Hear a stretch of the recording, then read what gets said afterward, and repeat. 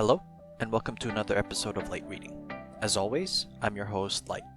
If you're looking for recommendations on what manhwa to read, then here are some that might pique your interest. The first manhwa for today is Farmer of Spirits, a slice of life manhwa that I've currently read up to chapter 160 on. Its main character is Kim Gon-woo, an individual who lives in a modern version of Earth where superhumans exist. These superhumans have special abilities that allow them to have talents in their specific fields, from art, cooking, and combat, to give some examples. Gunwoo dreamed of becoming one of these superhumans and be regarded as a hero, but after years of trying, he gave it up to prioritize his family by working on their family farm. An encounter with a certain plant, though, gives Gunwoo an interesting prospect. The story is 7 out of 10. The story is primarily a slice of life style of manhwa, but it does have other elements that are sprinkled in. Gonwoo usually isn't the one to experience a lot of direct mishaps, but the situations that are going on around him and his family are entertaining and moves the story along, albeit a little more slowly overall. The characters are 10 out of 10. Gonwoo, his family, and the people that surround him are the most warm-hearted and caring people that I've seen in a manhwa. Their collective attitude towards their current lives and how they live it gives such a positive vibe that it honestly is why I read Farmer of Spirits. The art is 9 out of 10. That warm-heartedness is shown in such a cute way with both the backgrounds and the drawings of the characters, and it only serves to enhance the experience of the manhwa, honestly. While I haven't gone into much detail, Farmer of Spirits is one of my favorite slice of life manhwas to date. It has the foundation of an action genre, but strays from it immediately as it tells its story. So if you're looking for a slice of life genre that has a good amount of chapters to sink into, but also dabbles into other genres in the manhwa space, make sure to start reading Farmer of Spirits. This next manhwa is The Frost Flower Knight, a regression manhwa that I've currently read up to chapter 40 on. Its main character is Julia von Rosenthal, the only daughter and heir of the noble Rosenthal family. The thing with the family is that all of their daughters are ugly due to a string of events that caused their family to be cursed by witches. These curses can be broken by the daughters if they master the power that comes with them. Julia, initially infatuated with the crown prince, ends up being used and betrayed by said prince and is killed, only to reveal that she did break the curse at her dying breath. Funnily enough, she wakes up in the past where she had not yet been infatuated with the prince, and so she resolves to take this chance to live for herself rather than anyone else. The story is 8 out of 10. Julia's curse and regression are interesting initial plot points that provide a good backdrop into the story. Its further development so far is still building on a lot of foundations, but is moving towards an action romance type of manhwa. I do fear for the Crown Prince's plots that may mirror itself in her second life though.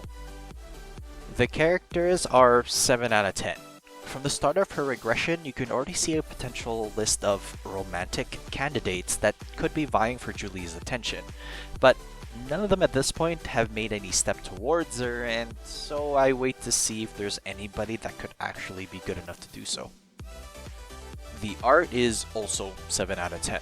The action and romance mix provide an atmosphere that usually don't work super well together, but the art and pacing of its story allow for proper transitions between each. It also doesn't help that Julia's attitude and personality is a lot more careful in the second life.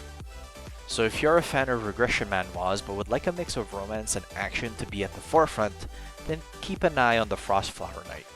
You might like it. Our next manhwa is Genius Actor's Aura, a modern manhwa that I've currently read up to chapter 38. Its protagonist is Shin Yu-myung, an aspiring actor who strives to portray any role that he's given. The thing is, he has a very low amount of presence, causing him to only be given small or side character roles in anything he is cast in. After over a decade of acting, he is diagnosed with cancer and is saddened by the fact that he can't act anymore. Curiously enough, an acting Gumiho, a Korean fantasy nine-tailed fox mythical creature named Miho, offers him a chance to go back in time to have another go at acting. Will Yoomyong's second life have more success in acting? This story is 8 out of 10. Given another life, Yoomyong enthusiastically puts his effort towards acting, hoping to be rewarded in this second life. This causes some second guessing from Yoomyong's side, as what does Miho get out of this whole ordeal of having Yoomyong regress to the past to act? As this balance of the scale continues, Yoomyong starts seeing his career slowly improve compared to his previous life. The characters are 9 out of 10. The interactions between Miho and Yoomyong are a sight to see. They're both cute and ominous ones. Some of Miho's actions remind both Yoomyong and the reader that Miho is a Gumiho, and what he is suggesting could not be in the best interest of Yoomyong, but itself instead. This dynamic, though, offers an overarching mystery, but not enough to take away from Yoomyong's passion for acting. The art is 6 out of 10. In my opinion, it's the weakest part, save for some few highlights like Miho's multiple forms. And there isn't anything outstanding about the portrayal of Yoomyong's journey so far. I hope it does improve as I continue reading it, because I've actually been enjoying the characters and its story. So if you're a fan of the modern manhwa with an acting focus, and would like a fantasy undertone that concerns mythical creatures and their powers/interests, then Genius Actor's Aura is one for your list. The Heavenly Demon Will Give You a Massage is the next manhwa to go over. It's a modern manhwa that I've currently read up to chapter 14 on. Its story is told around Kang Tae-han, a Korean college student that was tossed into the martial world one day and became the Heavenly Demon.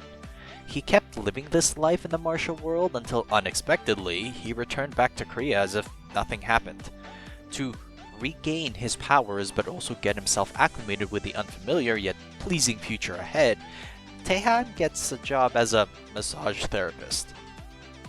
The potential is 6 out of 10. The use of Kang Tae-han's martial knowledge and prowess is quite the funny setup. All of this training and martial prowess results in him working as a massage therapist. However, Tae-han doesn't even bat an eye and just continues this life. There isn't any major plot points at the moment, and it seems more like a slice of life comedy. The art is 7 out of 10. This ridiculous type of display as if he can heal any wound just by simply applying his martial knowledge to his customers is enjoyable. It offers the seriousness of a martial master with a comedic routine of customer satisfaction and initial denial. So if you're looking for a manhwa to lay back, relax, and just simply enjoy the panels and the wacky situations that the main character will find themselves in, The Heavenly Demon Will Give You a Massage will check that checkbox off for you. Welcome to the highlight portion of today's video as we look at how one of the manhwas mentioned in the previous video is doing as I've continued reading it.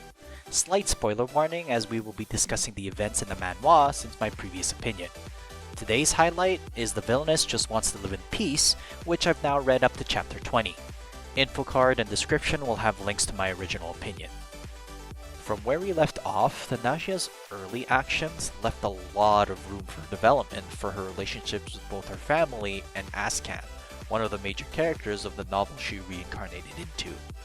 These relationships continue to improve as we also get a lot more backstory on Askan's past and history as to how he got to where he is now.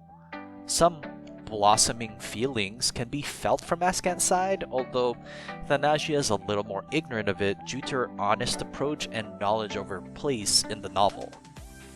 My previous scores were 8 out of 10 for both potential and art.